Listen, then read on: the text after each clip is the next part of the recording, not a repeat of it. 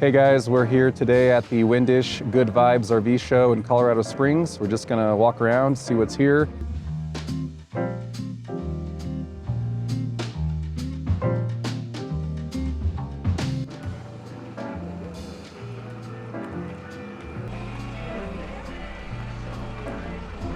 So one of the types of RVs that we're most interested in at the moment are toy haulers because they have the payload capacity that we need probably in our next venture. So we're just looking at this 2024 Jayco Seismic 395, and they have a list price of this being $97,000. So we're just gonna look around. We're just window shopping. We just wanna see what they have, what these things look like.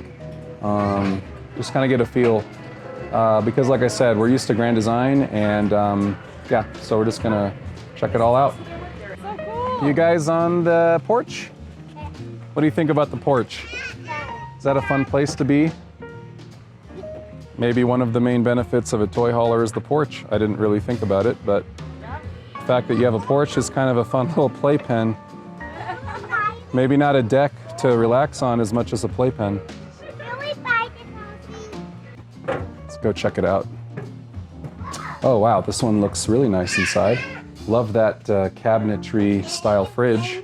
I like the L-shaped couch, that's pretty cool. These garages you can really do anything with, and this would clearly be solidly a bedroom. I don't know that I would do anything else with it. As far as our needs as a family, we could really convert this into a really nice space for all of the kids. This one does not have the optional bathroom, second bathroom, nor does it have a full-size oven, which I've seen in some other models online. But anyway, let's go check out up here. Bathroom very similar to our Solitudes, pretty much the same. I don't think much difference other than ceiling height in this is definitely shorter. I have to duck to get into the master bedroom. And as a 6-foot tall person, I barely clear it. I'm like, man, let's see. Yeah, well, it looks like I do have a couple inches, but it feels tighter than it is. In our Solitude, our master bedroom was really big, which is nice, but what we really need is that garage. We need a good kid space. So, trade-offs. The master bedroom is not big for how big this thing is. That was very small. Interesting. So really you're getting the payload in a garage out of this, right? That's the main benefit. Next to that one is this 2-axle Seismic. It says Luxury Series by Jayco. I wonder what we have here. Seismic 3512. Okay. Well, we can go check it out, find out what's different about this one. Let's step into the garage. Okay. Looks to be maybe a smaller garage. Let's have a look at the second bathroom in this guy. The second bathrooms are very small. These toy haulers just have very small, very tight second bathrooms. Definitely a nice feature, but very, very tight. Your knees are gonna hit that door, potentially. Nice that we have washer dryer hookups in these though. It's one of the big selling features for me, for us. We need laundry, so that's why travel trailers just don't work for us. We desperately need a washer and dryer, or at least a combo in whatever we buy next as a family. So this one, kind of like I mentioned earlier, this one has a full-size, or what looks to be, I mean smaller, but still residential style stove or oven. So that's really nice insignia. So this is like really great. You could actually get a turkey in there. Also a residential size fridge, just like our Solitude, which was fantastic. I know it weighs a ton, but it's well worth it to have the space and the functionality.